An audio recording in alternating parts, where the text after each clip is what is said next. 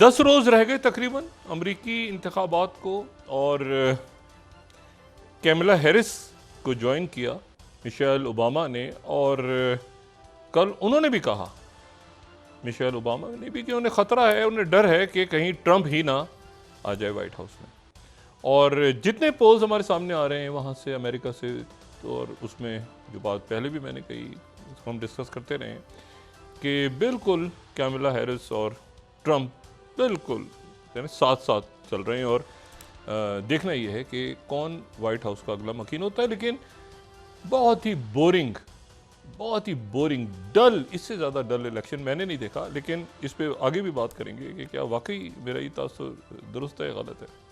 اور جہاں ایک طرف پورا امریکن سسٹم یا انٹرنیشنل آرڈر ڈس آرڈر میں بدل گیا ہے، وہ آرڈر جو کہ 1945 کے بعد جس نے جنم لیا تھا، پاکستان کے اندر بھی جو پولیٹیکل آرڈر ہے وہ ڈس آرڈر بن کے کہیں لگتا ہے کہ تتر بتر ہو گیا، اور اس گلوبل آرڈر جو ڈس آرڈر میں چلا گیا ہے، اور پاکستان کا پولیٹیکل آرڈر جو کہ ڈس آرڈر میں چلا گیا ہے، میرے ساتھ موجود ہیں مشاہد حسین سید صاحب۔ مشاہد صاحب السلام علیکم۔ السلام علیکم ڈاکٹر صاحب، it's always a pleasure. Mushahid صاحب، پہلے تو ہم ذرا لوکل ڈسکس کرتے ہیں نا، یہ جو میں بات کر رہا ہوں آرڈر کی، میرا یہ خیال ہے کہ یہ جو پولیٹیکل آرڈر پورا، یعنی ایک تو یہ ارینجمنٹ تھی نا جو بھی الیکشن کے بعد، اس پہ آپ تبصرہ کیجیے گا، لیکن جو پورا پولیٹیکل آرڈر جو شاید 1985 میں، آپ تو میڈیا میں اس وقت تھے، جی میں جرنلسٹ تھا اس کا، میں کور کر تو رہا آپ نے یہ 1985 میں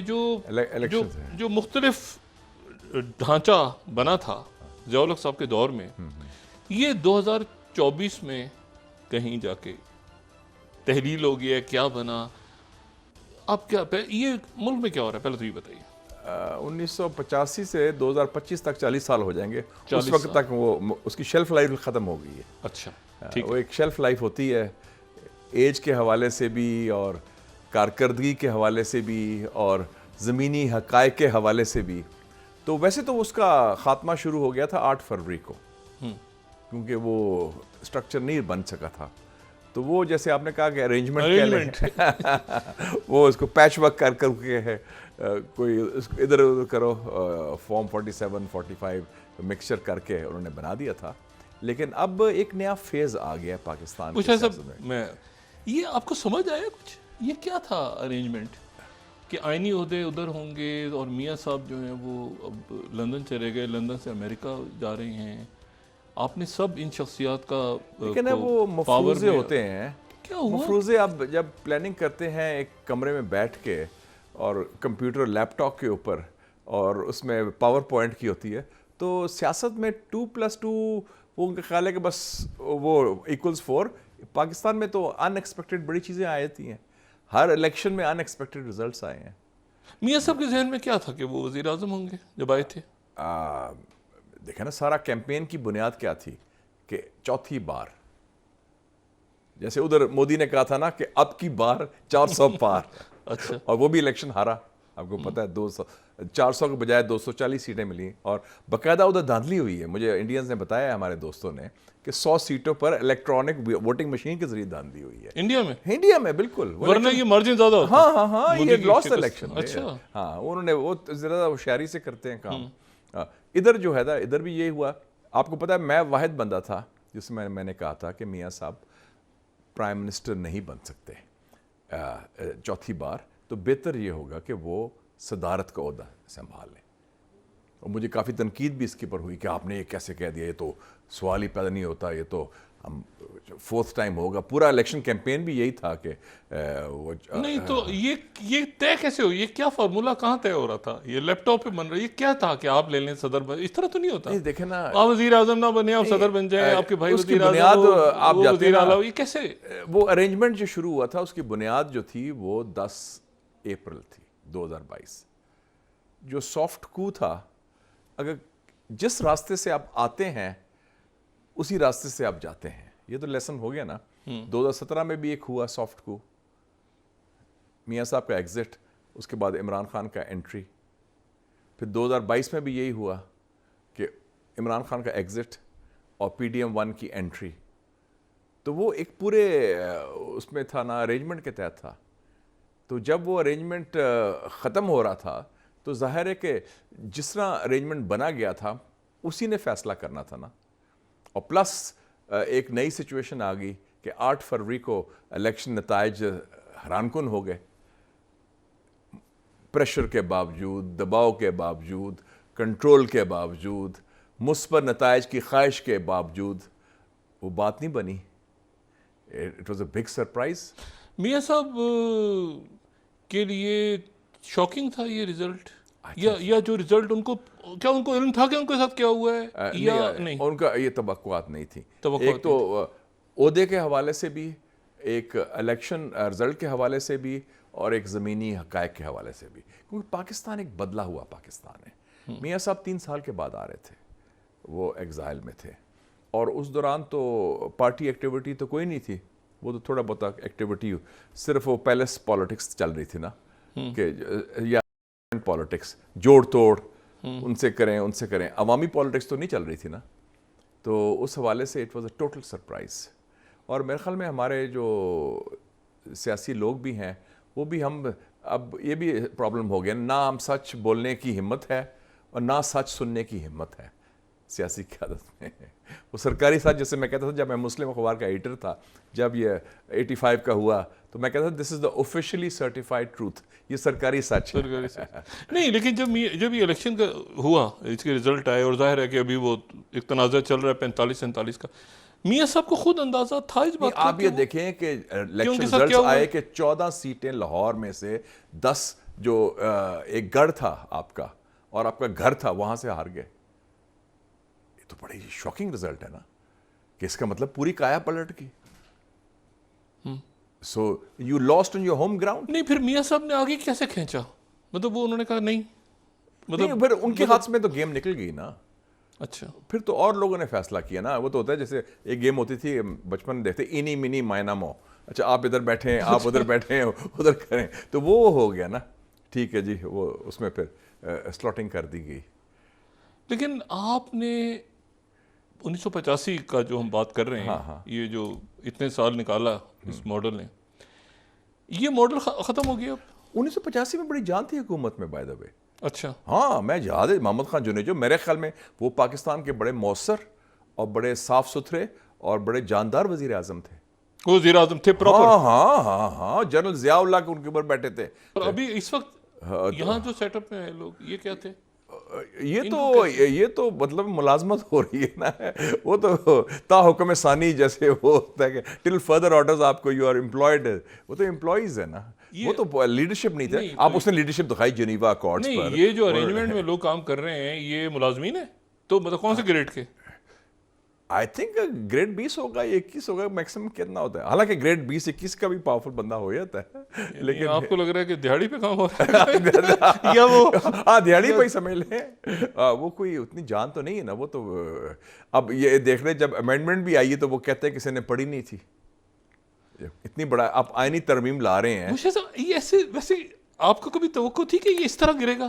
مطلب ایک ہوتا ہے نا آنر کے ساتھ ایک سیٹ اپ جاتا ہے، لوگ چلے جاتے ہیں، اس کو ایکسیپٹ کرتے ہیں، بھائی ٹھیک ہے بھائی. انگریزی کا لفظ ہے امپلوژن. ایک ہوتا ہے ایکسپلوژن دماغ کا، ایک ہوتا ہے اندر سے وہ بالکل سلو موشن گر جانا، کولیپس ہونا.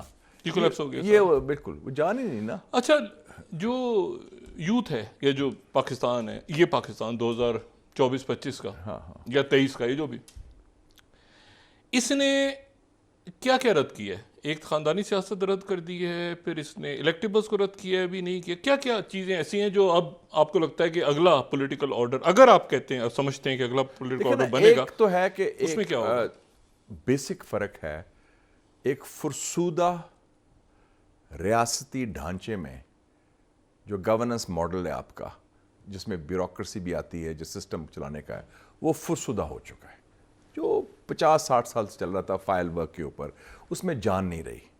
اس کی ایک عکاسی ہے کہ آپ کا لا اینڈ آرڈر مینٹین نہیں کر سکتے، کاؤنٹر ٹیررزم اسٹریٹجی نہیں ہے، چائنیز کو آپ دفاع نہیں کر سکتے. ایک وہ ہے جس کو ہم کھچ رو کے چلا رہے ہیں. دوسری طرف ہے ایک جاندار کرنٹ والا نوجوان، خواتین، سوسائٹی. سو سوسائٹی اور اسٹیٹ میں ایک ذرا فرق کریں. اسٹیٹ سٹرکچر پرانا ہو چکا ہے, بس گیا ہے, زنگ لگ گیا ہے, اور جو معاشرہ ہے اس میں جان ہے. وہ اسپرٹ ہے جو قائد اعظم نے اسپرٹ ہمارے دی تھی جب پاکستان بن رہا تھا کہ جی ہم چینج لائیں گے, تبدیلی لائیں گے. اور اس میں وہ یہ کہتے ہیں کہ یہ پاکستان اس لیے نہیں بنا تھا کہ جی فلانا ہے کہ کوالیفیکیشن اس کی یہ ہوگی کہ یا آپ کے جیب میں پیسہ ہے چاہے جیسے بھی کمایا ہے آپ نے, یا چونکہ آپ کے باپ دادا, یا یو آر اے سن اور a daughter of a rich daddy اور اے رچ مامی. یہ ہمارا پاکستان نہیں. ہم چاہتے ہیں قائد اعظم کا Pakistan. Founding fathers of Pakistan doctor صاحب وہ تھے جن کے بچوں نے پاکستان کا کوئی فائدہ نہیں اٹھایا, چاہے قائد اعظم ہوں, چاہے لیاقت علی خان صاحب ہوں, چاہے عبدالرب رنشتر صاحب ہوں. Nothing at all. ان کو نہ پلاٹس ملے, نہ ان کو بڑے عہدے ملے, نہ انہوں نے بڑے بینک بیلنس کیے, نہ انہوں نے کوئی فیکٹریاں بنائی. وہ اپنا کام ملک بنا کر رخصت ہو گئے. ابھی بھی ان کے جو خاندان کے کچھ لوگ ہوں گے وہ پیسے کچھ نہیں. یہ تو تھا کہ صرف جیبیں بھرنا, اور اس بنیاد پر, والٹ کی بنیاد پر آپ بن رہے ہیں, یا آپ کے سر نیم کی بنیاد پر آپ بن رہے ہیں. Pakistan is not a مونارکی. بادشاہت تو نہیں ہے نا. اسلامی جمہوریہ پاکستان نہیں, بادشاہ تو رہی تو ہے ویسے ابھی تک. سوچ وہی ہے. نہیں, ابھی تک رہی تو ہے نا ہاں, مغل مائنڈ سیٹ, لیکن وہ کلیپس ہو گیا نا. کولیپس ہو گیا. وہ that is gone. It's history now. اس کی شیلف لائف ایکسپائر ہو چکی ہے, تو اب جو اور لوگوں نے اس کو رد کر ایک دیا نیا آرڈر جنم لے گا انشاءاللہ.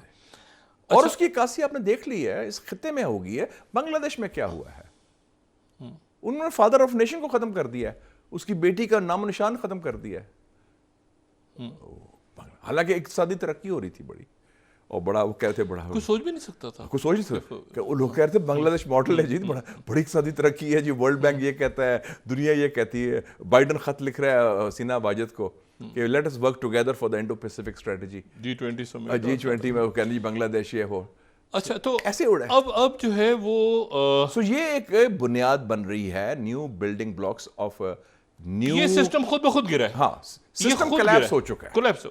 یہ بی ویری کلیئر. نہیں تو اب اس کو کیا کرنا ہے ہم نے اٹھا کے, اس کو کیا اب اس کا آخری میں اگلے سال تک فاتحہ پڑھ لیں گے لوگ, تو چلا جائے گا. اب ایک نیو ریسٹرکچرنگ ہوگی, اور میرے خیال میں یہ ایک شروعات ہو گئی ہیں. سپریم کورٹ کا بھی چیف جسٹس نئے آگے ہیں, اور کیونکہ کچھ ادارے تو ہمارے ہیں نا اسٹرانگ, آرم فورسز بھی ہیں, اور نیشنل سیکورٹی کے حوالے سے یہ ارینجمنٹ کیا ہے. یہ ارینجمنٹ یہ خود سلو موشن ڈیتھ ہو جائے گی اس کی. Slow motion. ہاں, کیونکہ وہ اس میں جان نہیں ہے نا.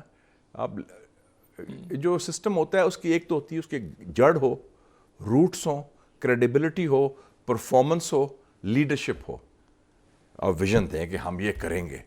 اب امید دلائیں کہ ہم we will build a new Pakistan, we will build a better Pakistan.